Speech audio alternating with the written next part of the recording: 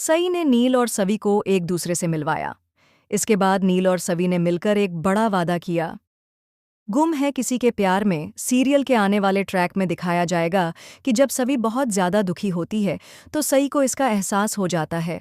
सई समझ जाती है कि परी माँ किसी बड़ी मुसीबत में फंस चुकी हैं, इसलिए वह नील को कॉल करके अपने पास बुलाती है।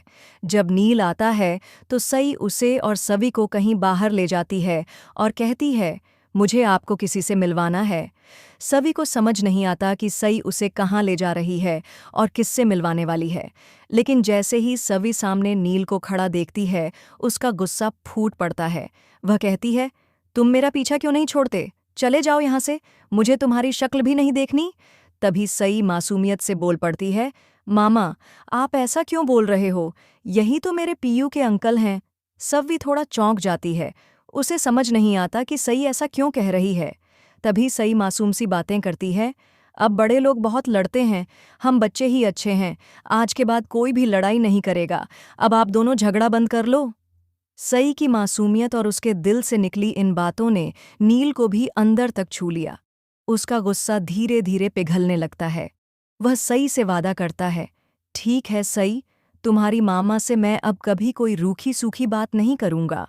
जब नील को समझ आता है कि सई जिन बातों का जिक्र कर रही थी वह कोई और नहीं बल्कि रजत ठाकुर ही थे और उसकी मामा सवी है, तब उसे सच्चाई का पूरा एहसास होता है।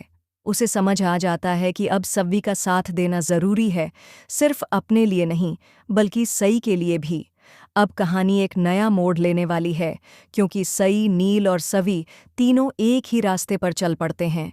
सई नील और सवी का हाथ एक दूसरे के हाथ में रख देती है और कहती है, आज से आप दोनों दोस्त हो। इस मासूम रिश्ते ने दो टूटे दिलों को फिर से जोड़ दिया। लेकिन अब बड़ा सवाल यह है, क्या नील और सवी मिलकर रजत और तेजस्विनी की मौत का सच जान पाएंगे? और क्या इसी के साथ शुरू होगी नील और सवी की एक नई कहानी?